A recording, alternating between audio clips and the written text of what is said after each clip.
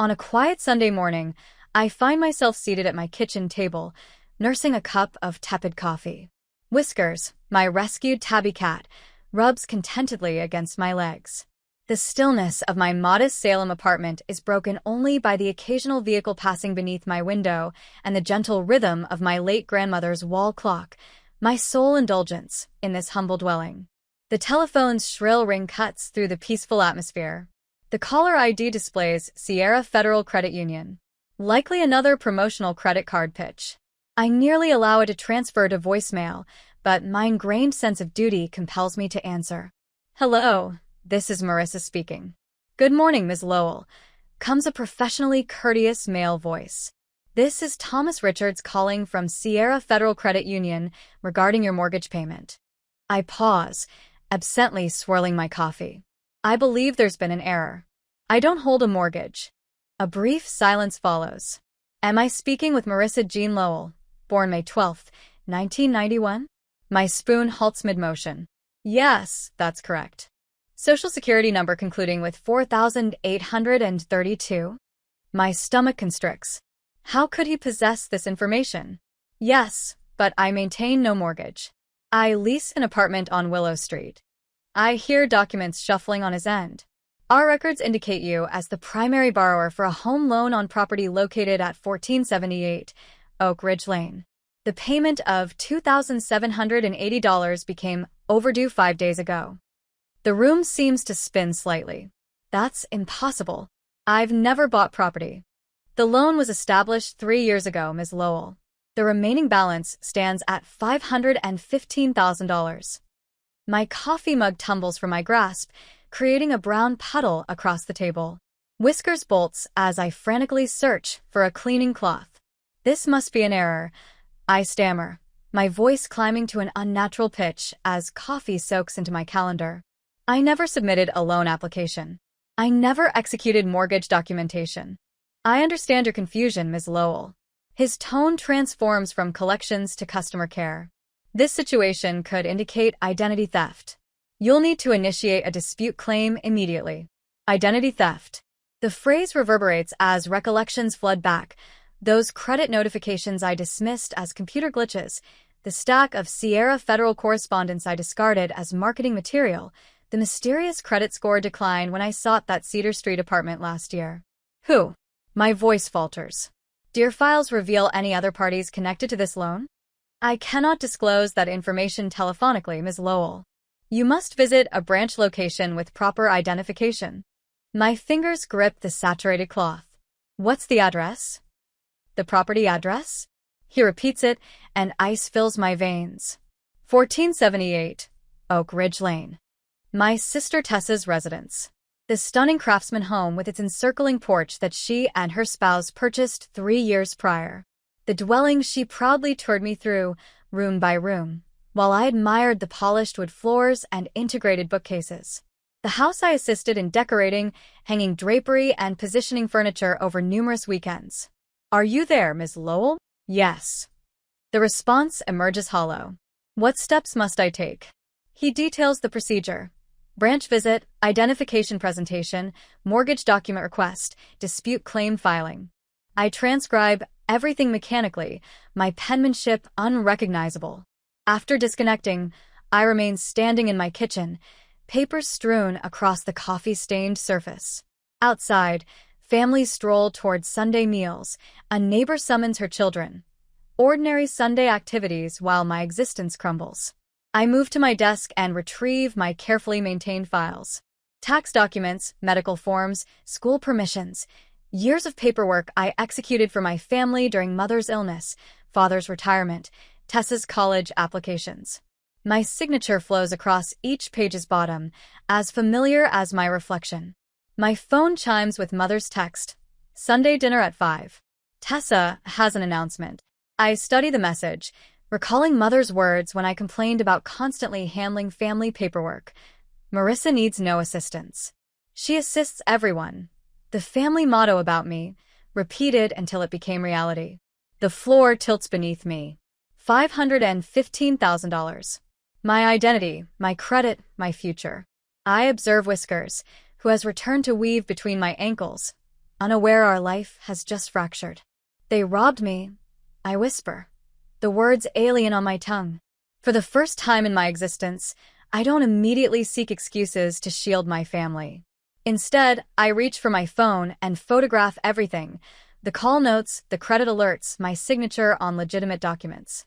Evidence. My hands shake, but my mind achieves frightening clarity. The following day, after the bank visit and document collection, the manila envelope from Sierra Federal remains unopened on my coffee table for 3 hours. Whiskers examines it twice, losing interest when it neither moves nor offers treats. I stare at it between sips of cold tea, my stomach tightening with each minute. When I finally break the seal, the enclosed paper feels unnaturally weighty. Official letterhead, loan numbers, payment schedules. And there, on the final page, my signature. Except it isn't mine. I arrange the documents across the table and extract my personal files: birth certificate, passport application, health insurance forms. I align them side by side, comparing the curves and angles of handwriting I've practiced since childhood. The forgery is skillful. Alarmingly skillful. The identical slight rightward lean, the characteristic loop in my capital L, even how my final letters trail off. Someone intimately familiar with my signature created this counterfeit. Someone like Tessa, who observed me sign her college applications, medical consent forms, and tax documents for years. I access Tessa's Instagram and scroll back 3 years. There it is, her standing proudly on 1478 Oak Ridge Lane's porch. Caption: Dreams materialize.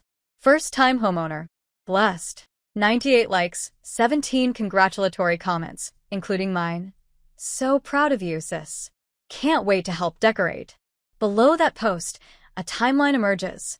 Professional photographs of each room's transformation, holiday gatherings in the dining room I helped wallpaper, backyard barbecues on the patio father and I spent weekends constructing, brick by brick.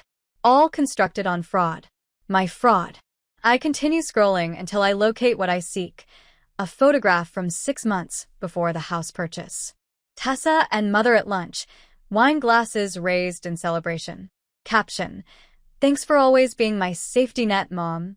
Blessed. My safety net. The phrase triggers a memory, mother's voice in the hospital when I was 16, after Tessa crashed the car father bought for her birthday. Thank goodness for Marissa's spotless driving record. Insurance covers her as secondary driver. Secondary driver. Safety net. My phone rings, startling Whiskers from the couch. Ellie from work. Hey, you alright? You departed early yesterday and canceled today's shift. Unlike you. I gaze at the scattered evidence of betrayal covering my coffee table. Not particularly. Want company? I can bring coffee. 40 minutes later, Ellie sits beside me on the couch, her dark eyes widening as I explain. Unlike my round face and freckled appearance, Ellie is tall with close-cropped silver hair and the direct gaze of someone who spent 30 years teaching high school before retiring to volunteer work. And you had no knowledge? She asks, offering me a tissue I didn't realize I needed. I thought the credit alerts were errors. My laugh sounds empty even to me. Who suspects their family of identity theft? She examines the mortgage documents, lingering on the forged signature. This wasn't impulsive, Marissa. This was calculated. 3 years. My voice breaks. 3 years while I ate ramen to save for security deposit. 3 years of them inviting me to decorate the house they stole from me. You need consultation with someone who understands this legally. Ellie retrieves her phone. My uncle Elwood, retired military attorney. He assists veterans with identity theft cases. I can't afford. Initial consultation is complimentary. He provides it as community service. I stare at the rejection letter from Cedar Street Apartments from last year. Application denied due to insufficient credit score. The apartment with a breakfast nook and southern exposure I'd saved 18 months to afford. What happens to the house? I ask. Depends on your desired outcome, Ellie says, her voice gentle but firm. This isn't merely wrong, Marissa. It's criminal. Criminal. The word should feel excessive, dramatic. Instead, it feels precisely accurate. My phone chimes again. Another text from Mother. Don't forget Tessa's housewarming next Sunday. bringing that spinach dip everyone loves. I set the phone down without responding. On my laptop, I open my email and locate the credit monitoring alerts I dismissed as system errors. 5 in the first year after the mortgage appeared, 3 more last year when Tessa apparently opened a line of credit for home improvements. Another notification. Father this time. Need assistance with your taxes this weekend? My taxes, which he's prepared for me since I was 16, providing him access to my social security number, employment history, and financial records. Year after year. The anger rises slowly and steadily, like water filling a bathtub.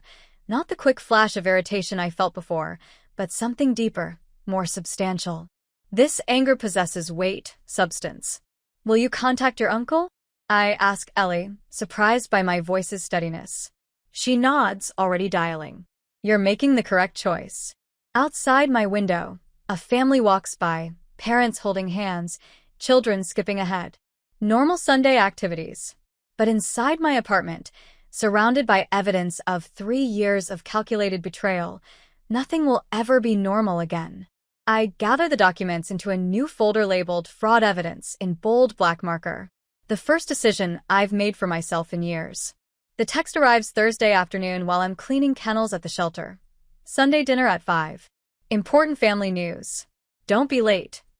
Mother's tone, even through text, carries that familiar command wrapped in sweetness. I stare at the phone, my stomach nodding. 3 days since Mr. Crane helped me file a police report. 3 days of silence from my family after I stopped answering their calls. 3 days of finally sleeping through the night with Justice, my newly adopted shepherd, mix curled against my side. Everything okay? Ellie appears in the doorway, her salt and pepper hair escaping from her bandana. She holds 2 coffee mugs, extending one toward me. Family dinner summons. I accept the mug, inhaling the rich aroma. They want me there Sunday. Ellie leans against the doorframe. Are you going? The question hangs between us. Before the mortgage discovery, I wouldn't have considered refusing. Yes. The word surprises me. I need to observe their faces when I ask them directly. Ellie nods, no judgment, just understanding. That's why I told her everything first, that, and the coffee she silently brought that morning I arrived at work with red-rimmed eyes. Mr. Crane says I need to control the narrative. I set down my mug and return to scrubbing the kennel floor. If I don't confront them, they'll spin this into me overreacting. $500,000 isn't an overreaction. Ellie's voice hardens. It's fraud. The word still makes me flinch. Fraud. Identity theft. Criminal charges. Family words now. Will you call me after? Ellie asks. I nod, grateful for this unlikely friendship born from betrayal. Promise. Sunday evening, I park 3 houses down from my parents' Tudor-style home, needing those extra moments to steady my breathing. Justice sits in the passenger seat, his watchful eyes never leaving my face. Wait here, buddy. I won't be long. Inside my purse sits a manila folder with copies of everything, the mortgage documents, the credit reports, the police report. Mr. Crane's advice echoes in my head. Don't let them talk over you. Don't accept excuses. This wasn't a mistake. It was a calculated decision. The front door opens before I knock. Mother stands there in her Sunday finest, pearl earrings catching the light. You're late, she says, but embraces me anyway. Her familiar perfume. White shoulders, the same since I was a child. Envelopes me. For one treacherous moment, I want to sink into it, to believe this is just another family dinner. Then I remember the banker's voice. $515,000. Traffic. I lie. I never lied to my mother. The small rebellion feels strangely liberating. The dining room gleams with the good china and crystal water glasses. Father carves a roast at the table's head, and Tessa sits with her husband Brian, their heads bent over some catalog. Marissa's here, Mother announces, her voice carrying that undercurrent of finally. Father glances up with a quick smile. Grab a seat. We're just getting started. Tessa looks up, her perfect smile faltering slightly when our eyes meet. Something flickers there, wariness, before she recovers. Since we've missed you this week, where have you been hiding? I slide into my usual chair. Working. The shelter's busy with kitten season. Conversation flows as it always has. Father discusses his golf game. Mother mentions her garden club drama. Tessa and Brian exchange meaningful glances before announcing they're considering a kitchen renovation for their beautiful craftsman home. The home with my name on the mortgage. We're thinking Italian marble for the countertops, Tessa says, sliding the catalog toward me. What do you think? The white with gold veining or the gray? My fingers curl around my water glass. How much does Italian marble cost these days? Brian chuckles. An arm and a leg. But Tessa deserves the best. She always has gotten the best, I say quietly. The table falls silent. Mother's fork pauses halfway to her mouth. What's that supposed to mean? Father asks, his carving knife still in hand. I reach for my purse, my heart hammering against my ribs.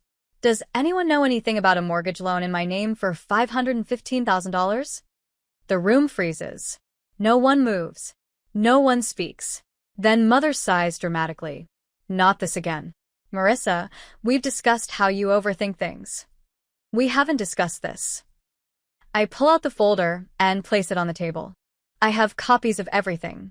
The loan documents, the credit reports, the police report I filed Thursday. Tessa's face drains of color. Father's knife clatters against his plate. Police report, Mother whispers. It was my name, I say, my voice steady for the first time in family memory. My credit, my future. Tessa recovers first, her expression hardening. You have good credit. I don't. What's the big deal? We make the payments. Except when you don't. That's why the bank called me. My fingers tremble, but my voice remains calm. You stole my identity. We didn't steal anything, Mother interjects. We borrowed your good name to help your sister get started. After all we've done for you. The familiar guilt trip slides off me like water. What exactly have you done for me besides use me as your backup plan? Father finally speaks, his voice low. Marissa, be reasonable. This can be handled privately. No need for police. I look at each of their faces. Mother's indignant, Father's uncomfortable, Tessa's entitled. The people I've spent my life trying to please, the family I rearranged my dreams to support. It's already done. I stand, gathering my folder. The bank's fraud department has been notified. The police are investigating, and I'm not covering for any of you anymore. You can't be serious, Tessa's voice rises. They'll take our house. You mean my house? According to the paperwork. Mother rises, reaching for my arm. Think about what you're doing to this family. For the first time in 34 years, I pull away from her grasp. I am thinking about it. I'm thinking about how easy it was for you to use me, how none of you even considered what this would do to me. I walk toward the door, each step lighter than the last. Marissa, Mother calls. Don't you walk out that door. I turn back one last time. Family asks. They don't steal. Then I walk out into the cool evening air where Justice waits patiently in my car, his steady presence the only family I need tonight. The knocking starts at 7:30 Tuesday morning. 3 sharp raps that send Justice scurrying under the bed. I know who it is before I open the door. Mother stands in the hallway, her face blotchy from crying. She brushes past me without waiting for an invitation. How could you go to the police? Her voice breaks as she paces my small living room. You've destroyed everything. I shut the door softly, surprisingly composed. Would you care for some coffee? Coffee. She looks at me as if I've suggested poison. Your sister could lose her home. Your father hasn't been sleeping. And you're asking about coffee? I walk to the kitchen regardless, starting the kettle. The routine calms my trembling hands. I didn't create this mess. It was merely documentation, Marissa. We've always managed paperwork together. The term paperwork sparks fury in my chest. I place the kettle down carefully. $500,000 isn't documentation. It's criminal fraud. Mom sinks into my couch, defeated. We plan to inform you later. Tessa needed assistance getting established.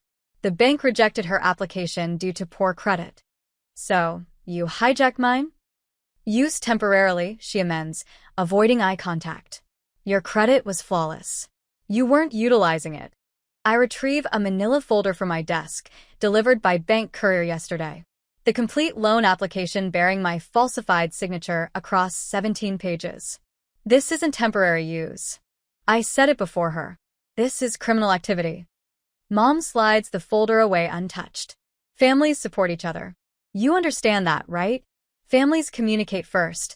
I respond, the words emerging from some newly hardened part of myself. They don't commit crimes. My phone chimes for the 12th time today. Another message from Tessa. How could you betray me like this? I silence it without reading further. Your sister has 2 young children. Mom states accusingly. Where will they stay if they're evicted? The same place I would have stayed if the bank pursued me for payments. The response surprises me with its clarity. Perhaps with their paternal grandparents, the ones with the vacation property in Bend. Mom's expression hardens. I didn't raise you to be spiteful. No, you raised me to be dependable. I extract a weathered birthday card from my wallet. Remember this? She accepts it reluctantly. Inside, beneath the printed greeting, Dad's handwriting. Thank you for always being our safety net. Your father intended that as praise. I realize that. I reclaim the card, tracing the ink with my thumb. That's what makes it so painful. The kettle shrieks. Neither of us responds. Mr. Crane mentioned the bank might file charges. It's beyond my control now. Mom rises abruptly, fierce. That man shouldn't meddle in family business. He's my attorney. He's poisoning your thoughts against us. We're your blood. We'd never harm you. The laughter that escapes sounds alien to me. Inform my credit rating of that. Her phone rings, Dad's tone. She answers instantly, turning away. While she speaks, I pour myself coffee, adding cream. Not for her, for me. When she disconnects, her demeanor shifts from rage to scheming. Your father believes we can resolve this privately. No courts, no authorities. Tessa will arrange payment terms. Too late. I sip my coffee, the bitter heat strengthening me. The bank's fraud division has everything. You can retract the complaint. I won't. After everything we've provided you, what exactly have you provided me? The question floats between us, genuinely curious. She falters, momentarily speechless. We're your family. That's not an answer.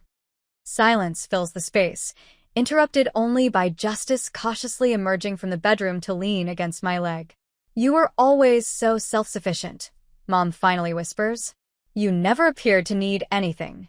The truth of this, the painful, twisted logic, settles in my chest. I'd been penalized for competence, exploited for reliability. I needed recognition. I say softly. I needed to be consulted, not exploited. Mom collects her purse stiffly. I'll inform your father you're being unreasonable. I escort her to the door, Justice protectively beside me. Before leaving, Mom turns, her face crumbling into what might be genuine regret. We never imagined it would damage you, she whispers. Your credit was so pristine. The door closes between us. I stand there, coffee cooling, understanding flooding over me. They hadn't failed to notice me. They'd seen exactly what they could exploit. My phone buzzes with Mr. Crane's text. Bank froze the mortgage. First win. Justice nudges my hand with his nose. I scratch his ears, feeling the strange relief that comes from releasing a burden carried too long. We'll be fine, I tell him. And for the first time in a week, I mean it. The animal sanctuary bustles around me, barking dogs, chattering volunteers, squeaking mop buckets. But when Dad enters, everything else disappears. He stands awkwardly in the lobby, navy jacket zipped despite the mild weather, clutching a manila envelope. My stomach clenches. I recognize that envelope, bank letterhead. You shouldn't have come, I say, voice steadier than I feel. He glances at my colleagues. Could we speak privately? I consider refusing but lead him to the small break room, closing the door. The cramped space shrinks further with his presence. He places the envelope between us, wedding ring tapping the table. We can settle this privately. No courts or police needed. The fluorescent bulbs hum overhead. I wait. Your sister will lose everything, Marissa. I trace a coffee stain on the table. She already stole everything from me. She made an error. 3 years of errors with my name on loan documents. The words taste acrid. That's not error. That's strategy. He slides the envelope forward. We've prepared a settlement. Your mother and I will cover half the debt. Tessa will pay you directly for the remainder. Why now? Because you were discovered. His eyes dropped to his hands, the same hands that taught me to cycle, sign school forms, dismiss my concerns when I mentioned credit alerts last year. This will devastate your mother's health, he says quietly. Her blood pressure is dangerously high. The physician says, "Stop." My palm strikes the table. A mug jumps, splashing cold coffee on my shirt. You cannot use Mom's health to manipulate me anymore. The familiar impulse to comfort him rises, a lifetime of smoothing conflicts, prioritizing everyone else's comfort over mine. But Mr. Crane's words echo. Their comfort has always cost you. Dad extracts papers from the envelope. Simply sign these and withdraw the police complaint. We'll handle everything else. I laugh harshly, the sound foreign. You want my signature on more documents? That's how this began. We're family. His voice breaks on family. Families ask permission. They don't steal. He pushes the settlement papers closer. The signature line waits, blank and accusatory. For a moment, I see all the other documents I've signed over the years. Medical forms during Mom's surgery, financial aid applications for Tessa's education, insurance papers when Dad retired early. My phone vibrates. Mr. Crane's text. Remember your value. I stand, leaving the papers untouched. I've scheduled a meeting tomorrow at 3. Mr. Crane's office. Bring Mom and Tessa. And an attorney. That's unnecessary. We can resolve this ourselves. We attempted that approach for 34 years. I gather the settlement papers and return them. It ends now. He accepts the papers, fingers trembling. Your mother cannot endure a legal battle. Then she shouldn't have initiated one. The shelter's intercom crackles, requesting assistance with a new rescue. Dad startles at the sound. I must go, I say. 3 o'clock tomorrow. Don't be late. I turn to leave, but his voice stops me. I never signed anything. I just didn't ask questions. His words emerge small, defensive. I face him one final time. That's worse. I arrive at Mr. Crane's office 30 minutes early. The veteran attorney's space is modest but impeccable, framed citations on walls, worn leather chair behind his desk, a coffee pot that seems perpetually full. They'll attempt to undermine your resolve, he says, organizing evidence folders methodically. They'll manipulate your compassion, your sense of obligation. Your entire identity has been constructed around being their security blanket. He looks up, eyes sharp behind wire-rimmed glasses. Are you prepared to watch them fall? Before I can respond, the receptionist announces, the entire family has arrived. They enter silently, Mom clutching her purse strap, Dad avoiding my gaze, Tessa with swollen eyes and defensive posture. No one sits until Mr. Crane gestures to chairs opposite his desk. Thank you for attending, he says formally. Miss Lowell has requested I present the non-negotiable conditions for proceeding. Tessa opens her mouth to object, but Mr. Crane continues uninterrupted. First requirement, complete admission of identity theft and fraudulent representation. He places a document on the desk, my credit report highlighted in red, showing 3 years of unauthorized activity. Beside it, the forged mortgage application with my name scrawled at the bottom, nothing resembling my actual signature. Second requirement, full restitution of all funds and damages. The bank's fraud determination letter appears next, followed by my police report. Third requirement, professional family counseling before any relationship restoration. Mom begins weeping quietly, tears streaking her makeup. Dad covers her hand with his. This is excessive, Tessa says tersely. We made a mistake. We're attempting to correct it. Mistakes are accidental, I say, speaking for the first time. This was intentional, calculated, and cruel. I produce my own evidence, birthday cards from recent years, each signed with variations of thank you for always being our backup plan. The phrase that once seemed complimentary now reveals its true meaning. You didn't just steal my identity, I continue, voice strengthening with each word. You stole my future, my security, my trust. Mr. Crane distributes documents outlining the terms to each of them. The house must be sold. The debt repaid completely. The legal consequences accepted. You have 24 hours to decide. After that, we pursue all available legal remedies. Mom's hand reaches across the table toward mine. Marissa, please. I stand, collecting my folder. 24 hours. As I exit, I hear Tessa's angry sob, Dad's heavy sigh, Mom's whispered. What have we done? For the first time in my life, I don't turn back to comfort them. A year later, the pottery wheel spins beneath my fingertips. Clay slick and responsive, I center the mass with practiced pressure, thumbs creating the first depression as water drips between my fingers. Transformation begins. Excellent centering, observes Eleanor, the silver-haired instructor whose hands show 60 years of clay work. You possess natural intuition for this. I don't deflect her praise as I once would have. Thank you. It's becoming therapeutic. Sunlight streams through the studio's western windows, illuminating dust particles and transforming them to gold. A year has passed since that Sunday phone call shattered everything I believed about family. Justice, my three-legged shepherd mix, the shelter's longest resident until I completed adoption paperwork, snores peacefully in the corner. The studio owner permits his presence during weekend workshops. Another small kindness in my reconstructed life. Planning to glaze the reclamation collection today. Eleanor asks, adjusting a student's hand position across the room. I nod, hands steady as I pull the walls of what will become a mug. The gallery wants them next week. The reclamation collection, 7 pieces. Mugs, bowls, a teapot, each bearing the fingerprint swirl I've made my signature. Each piece began broken. Fragments of abandoned pottery I gathered and pulverized, then incorporated into fresh clay. Destruction and renewal combined. My phone buzzes. Mom's weekly text. Coffee Tuesday? I'll accept, as I have for 3 months. Our conversations remain cautious, circling authenticity without quite achieving it. She brings photographs from old family albums. I bring boundaries reinforced by my therapist's gentle guidance. Dad still refuses communication. Some relationships cannot survive truth. Tessa completes her community service hours at County Animal Control. The irony isn't lost on either of us. When she called, voice small with shame, asking if the shelter needed volunteers, I referred her elsewhere. My territory remains mine.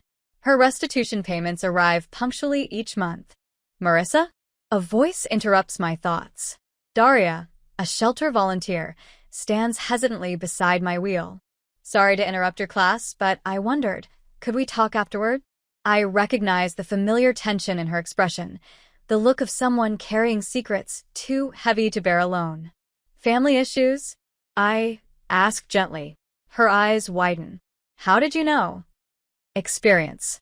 I clean clay from my hands. I'll meet you at Riverside Cafe in an hour.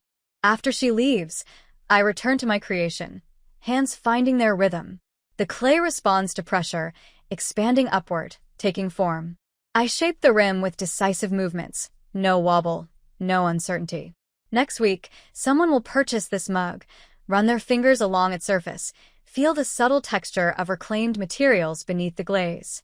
They'll never know its origin story, how destruction became creation. But I'll know. I glance at Justice, who lifts his head at my attention, tail thumping against the floorboards. Almost finished, I tell him, smoothing the mug's handle with my thumb. When the piece sits completed before me, I add my maker's mark to the bottom, a small, perfect boundary that declares, this is mine. This is what I created. This stands independently.